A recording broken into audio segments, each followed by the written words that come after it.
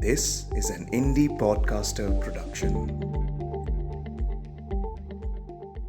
सामने बेबी खड़ी थी। जी आप चाय पी लो, पापा अभी आते ही होंगे। पर वह है कहाँ? दूसरे कमरे में, दादी जी के पास। इसके पश्चात लड़की ने क्या कुछ कहा, वह सब रमेश ने सुना ही नहीं। आप सुन रहे हैं कहानी जानी अनजानी पीयूष अग्रवाल के साथ। चलिए आज की कहानी का सफर शुरू करते हैं।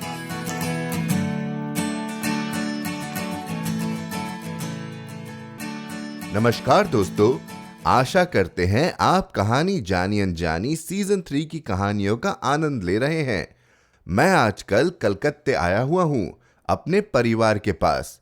आप कहां हैं और क्या हाल है? मुझे hello@piyushagarwal.com पर ईमेल के जरिए बताएं। और हाँ, ये भी बताएं कि आपको हमारा पॉडकास्ट कैसा लग रहा है। जानते हैं दोस्तों, कहीं ना कहीं हम सब अपनी जिंदगी में उलझे हुए हैं, कुछ काम में तो कुछ रिश्तों में। पर जिंदगी में हुए कुछ वाक्य ऐसे होते हैं जो आपके अस्तित्व को बेईमानी बना देते हैं। चलिए जानते हैं और सुनते हैं ये बात गौरी शंकर रैना जी की लिखी कश्मीरी कहानी हाईवे में। गौरी शंकर जी कश्मीरी हिंदी लेखक, अनुवादक एवं फिल्मकार हैं। हिंदी में पीएचडी, फिल्म टीवी संस्थान पुणे से कार्यक्रम निर्माण तकनीक में प्रशिक्षण, टेलीविजन ट्रेनिंग सेंटर बर्लिन तथा Asian media communication centre Singapore से टेलीविजन नाटकों के निर्देशन में प्रशिक्षण एवं मास मीडिया में स्नातकोत्तर डिप्लोमा किया है इन्होंने। हिंदी में 25 टेलीफिल्म तथा एकल नाटकों का निर्माण एवं निर्देशन किया है। इनके बारे में और जानकारी के लिए हमारी वेबसाइट piyushagarwal.com पर जाएं। तो चलिए बिना किसी विलंब के शुरू करते हैं आज की कहानी का सफर।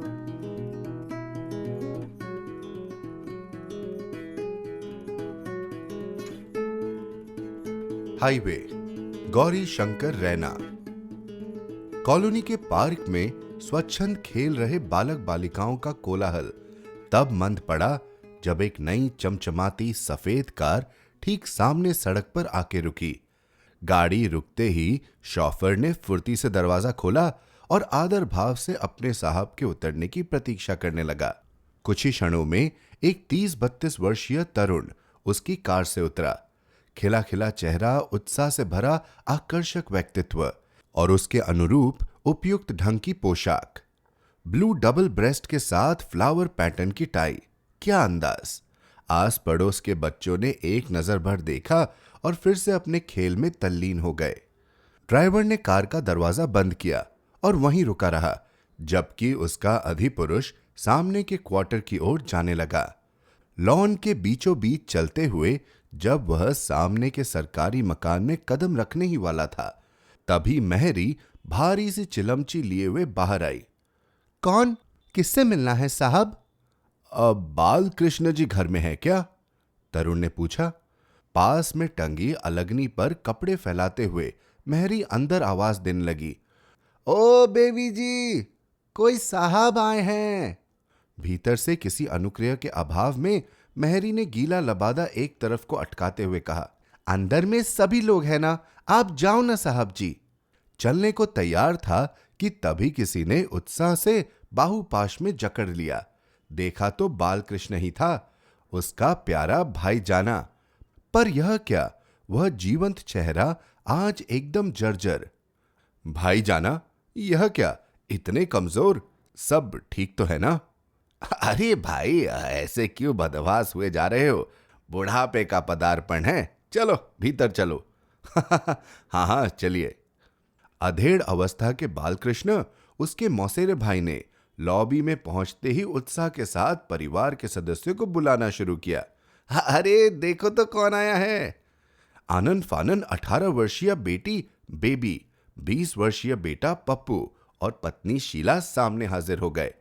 अरे नमस्कार रमेश भैया, घर पर सब कैसे हैं? अरे शीला, तुम भी कमाल करती हो। भला इसे घर की सूद कहाँ, आए दिन तो टूर पर रहता है, कभी सिंगापुर तो कभी टोक्यो। क्यों रमेश?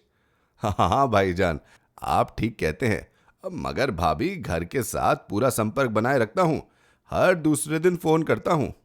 अब आप यहीं इनसे बातें करते रहेंगे क्या? चलिए भैया जी, अंदर चलिए। ऐसा कहते ही शीला ने बेबी को भी इशारे से रसोई की ओर भेजा। रमेश अपने मौसेरे भाई के साथ उसके सजे सजाए ड्राइंग रूम में चला आया। वही बड़ी सी खिड़की वाला कमरा, पर कितना बदला बदला सा। रमेश इस कमरे में आज कई वर्षों बाद आया था। लाला जी के रहते यहां अलग ही रौनक होती थी। खिड़की के पास रखे दीवान पर वह बड़ी शान से बैठे रहते थे। धवल स्वच्छ कुर्ता पजामा पहने, गीता प्रेस की कोई धार्मिक किताब लिए खिड़की से टेक लगाकर बैठे रहना उनकी दिनचर्या का एक हिस्सा था। जीवित होते तो पूरा घर सिर पर उठा लिया होता।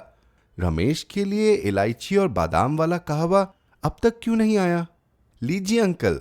हाँ, रमेश ने देखा कि सामने बेबी पानी का गिलास लिए खड़ी है।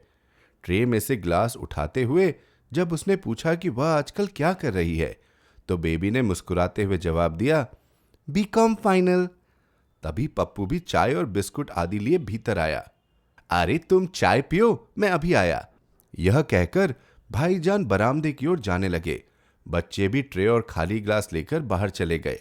रमेश को अपने मौसेरे भाई का इस प्रकार उठ खड़ा होना और फिर चले जाना अटपटा सा लगा, पर स्वजन का यह आचरण उपेक्षणीय था। रमेश ड्राइंग रूम की दीवारों में न जाने क्या तलाशने लगा। बेबी की बनाई हुई पेंटिंग, कश्मीर से पहले कभी लाई हुई रंगीन कागज और शीशों से सजी कांगड़ी, लाला जी का एनलार्ज किया हुआ फोटो, टीवी, पप्पू के स्कूल मेडल, पहलगांव में शीला और भाईजान का भुट्टे खाते हुए खींचा गया फोटो, पप्पू का इंजीनियरिंग कॉलेज में अपने मित्रों के साथ लिया गया फोटो। बच्चों के बड़े होने और समय गुजरने के साथ साथ कितना परिवर्तन आया है इस ड्राइंग रूम में। एक समय था जब इस कमरे में केवल एक दो कैलेंडर झूल रहे थे और एक कोने में होता था लाला जी का हुक्का। उस हुक्के को लेकर बाप बेटे में आए दिन हाय तौबा मची रहती थी। जितना भी भाईजान लाला जी को तंबाकू पीने से रोकते थे, उतना ही वे ज्यादा पीने लगते। शीला भी इस हुक्के को लेकर दूध का दूध और पानी का पानी करना चाहती थी, मगर दोनों की एक न चलती। तंबाकू की गंध सारे क्वार्टर में सुबह शाम तैरा करती। यह गंध लाला जी की मौजूदगी और उसके शासन का आभास कराती। इसका श्रेय लाला जी की पत्नी शोभावती को भी जाता है, जो निष्ठापूर्वक अपने पति की सेवा करती और उसकी सुख सुविधा का ध्यान रखती। इसलिए हुक्का स्टूल पर विराजित रहता और लाला जी दीवान पर। लाला जी के इस कमरे में शोभावती हर रोज शिव के कैलेंडर के सामने बैठ अपने इष्ट देव का आह्वान करती, पर वह आज घर में नजर क्यों नहीं आ रही? हो सकता है मार्केट गई हो, लेकिन बाजार जाने की तो उसकी कभी आदत ही नहीं रही। घर में भी तो नहीं लगती। घर में होती तो व्यग्र हो इस समय या तो मेरा माथा चूम रही होती या मुझे बहुत बड़ा आदमी बनने की दुआएं देती। अरे अंकल जी, आपने चाय नहीं पी? सामने बेबी खड़ी थी। जी आप चाय पी लो, पापा अभी आते ही होंगे। पर वह है कहां? दूसरे कमरे में, दादी जी के पास। इसके पश्चात लड़की ने क्या कुछ कहा, वह सब रमेश ने सुना ही नहीं। बिना विलंब लॉबी को पार करता हुआ वह सामने के बेडरूम की ओर लपका। बेडरूम में पहुंचते ही उसके पैरों की गति अवरुद्ध हुई। देखा तो उसकी चहेती मौसी निस्पंद किसी प्राण रहित पक्षी जैसी रोगशैया पर पड़ी थी। ग्लूकोज की बोतल स्टैंड पर टंग रही थी। शोभावती के जर्जर जीर्ण अवस्था में पड़े रहते साफ मालूम हो रहा था कि उसे अब तक कई ड्रिप लग चुके हैं।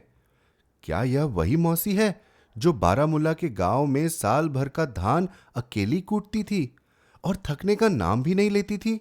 कड़ाके की ठंड में बर्फीली सड़कों पर मीलों का सफर पैदल तय करती थी। रमेश को लगा कि वह सुन्न होता जा रहा है और पसीने से तरबतर उसकी काया कांपने लगी। रमेश की वृत्ति का अनुमान करते हुए भाईजान ने तुरंत कुर्सी दी और उसे बैठने को कहा।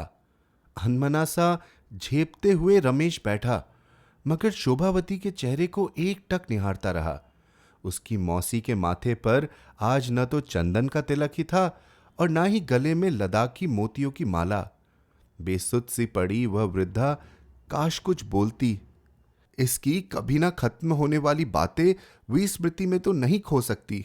अरे रमेश, न जाने यूनिवर्सिटी में क्या करता है, जल्दी से पढ़ाई खत्म कर।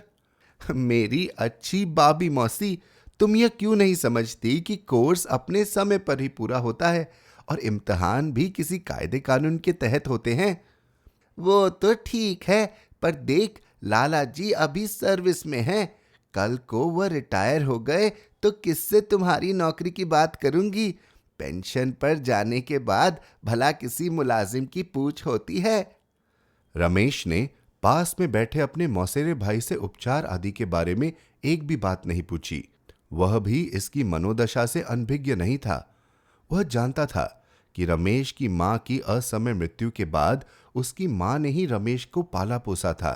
वह जानता था कि रमेश की किसी सफलता पर उसकी मां कैसे उत्साह और उन्माद में झूमने लगती थी, मानो उसकी कोई बरसों की साध पूरी हुई हो। जब रमेश एमए पास करने की खबर लेकर आया था, तब भी ऐसा ही हुआ था। मृदुल नेहा अविराम बरसने लगी थी। लाला जी अपनी पत्नी के स्वभाव और ममत्व की भावना को समझते थे। उन्होंने कुछ ही दिनों में रमेश की नियुक्ति एक एक्सपोर्ट हाउस में करवाई थी, जबकि उनका अपना बेटा बालकृष्ण अभी भी रोजगार दफ्तर के चक्कर काट रहा था। अपनी मां का रमेश के प्रति अनुराग देख बालकृष्ण उन दिनों अपने मौसेरे भाई से ईर्ष्या करता था, क्योंकि मां की ममता और स्नेह जो उसे मिलना चाहिए था वह रमेश को नसीब हो रहा था। रमेश उठ खड़ा हुआ और अपनी मौसी मां के सिरहाने जा बैठा। बिस्तर पर पड़ी बेसुध जान के माथे को सहलाने के उद्देश्य से छुआ कि पूरे शरीर में कपकपी दौड़ गई। मन और प्राण को झकझोरने वाला यह कैसा उद्वेग था। उसे बोर्ड रूम, होटल का कमरा, मौसी मां का दुलार और फिर वह खामोश बेडरूम क्षणिक दृश्यों की तरह एक स्थिति से निकाल दूसरी अवस्था में ले जाते रहे। निस्तब्धता के उन क्षणों में रिक्तता का आभास बढ़ने लगा। वह बेचैन होने लगा। इस शहर में आए उसे 3 महीने हो गए थे, पर क्या 90 से ज्यादा दिनों की अवधि में 15 मिनट निकाल पाना कठिन था? इन बूढ़ी आंखों ने कितना खोजा होगा। क्या ये आंखें रमेश को फिर से देख पाएंगी? प्रश्नों का सिलसिला और यह खामोशी। निशब्द रमेश उठा, खड़ा हुआ। हालांकि उसके माथे पर चिंता की रेखाएं साफ नजर आ रही थी, पर वह एकदम से क्यों चलने लगा, यह उसका भाईजान समझ ना सका। कुछ पूछे या न पूछे, इसी उधेड़-बुन में रमेश के साथ चलते चलते उसका मौसेरा भाई भी क्वार्टर के दरवाजे तक आ गया। रमेश रुका और उसने जेब से अपना विजिटिंग कार्ड निकाला। उस पर कोई फोन नंबर लिखने लगा। अब तक बेबी, शीला और पप्पू भी वहां आ चुके थे। शीला कुछ कहने लगी, शायद यह कि रमेश को रात के खाने के बाद ही जाने देना चाहिए, लेकिन भाईजान के संकेत ने उसे चुप कराया। रमेश ने अपना फोन नंबर फिर दोहराया। भाईजान ने कार्ड को संभालते हुए अपने बटुए में रखा और दोनों गले मिले। दृढ़ता से बड़े भाई ने छोटे का हाथ पकड़ा और कुछ कहे बिना ही सब कुछ कहते हुए विदा करने लगा। बालकृष्ण के परिवार से रुखसत होकर रमेश बाहर लॉन की तरफ चल पड़ा। अंधेरा गहराने लगा था। अब कहीं कोई बच्चा नजर नहीं आ रहा था। रमेश को देखते ही शॉफर के बदन में फिर से फुर्ती आई। उसने कार का दरवाजा खोला और अपने साहब की हाजिरी बजाने लगा। रमेश कार के पास आया, लेकिन उसमें बैठा नहीं। सर, आपको लेने कब आऊं? मैं अपने आप आऊंगा। लेकिन सर, अभी तो आपको कई जगह जाना होगा। अब कहीं नहीं जाना। जाओ, गाड़ी होटल ले जाओ। अच्छा सर। ड्राइवर कार ले गया। रमेश ने क्वार्टर को एक बार फिर देखा और आगे बढ़ने लगा। स्ट्रीट लाइट टिमटिमा रही थी। मौसम में नमी और दूर दूर तक चुप्पी। खाली सड़क पर रमेश के कदमों की आहट तीव्र होती गई। उसने अपने टाई की नाट ढीली की, कमीज के ऊपरी 2 बटन भी खोल दिए।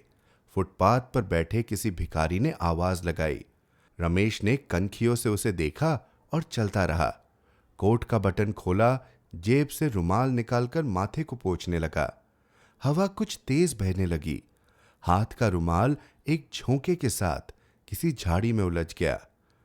उस तरफ कोई ध्यान दिए बिना ही रमेश बढ़ता रहा। उसे अपनी प्रतिष्ठा, अपना पद सब बेमानी लग रहा था। बिना किसी लक्ष्य के वह चलता रहा। अब वह बाहर हाईवे पर आ गया था। लंबा चौड़ा राजमार्ग, बेमकसद मंजिलें। उसने बाएं देखा न दाएं, बस अपनी सीध में चलता रहा, न जाने कब तक।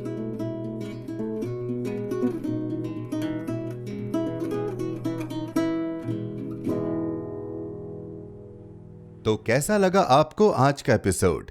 हमें ईमेल करके बताएं hello@piyushagarwal.com पर। आप जहां कहीं भी हमें सुन रहे हैं, सब्सक्राइब बटन पर क्लिक जरूर करें ताकि आप हमारी कोई भी कहानी मिस न कर जाएं। साथ ही एप्पल पॉडकास्ट और स्पॉटिफाई पर हमें रिव्यू और रेटिंग देना न भूलें। मिलते हैं अगले शुक्रवार एक और कहानी के साथ। कहानी जानी अनजानी पॉडकास्ट में अपना योगदान देने के लिए जाएं piyushagarwal.com पर और सपोर्ट द शो लिंक पर क्लिक करें। ये पॉडकास्ट आपके ही योगदान का नतीजा है। आज के एपिसोड की प्रोड्यूसर हैं देवांशी बत्रा। आप सुन रहे थे कहानी जानी अनजानी पीयूष अग्रवाल के साथ, जो कि इंडी पॉडकास्टर की एक पेशकश है। तो हम आपसे मिलते रहेंगे हर शुक्रवार। तब तक के लिए अपना ध्यान रखिए, स्वस्थ रहिए और मुस्कुराते रहिए।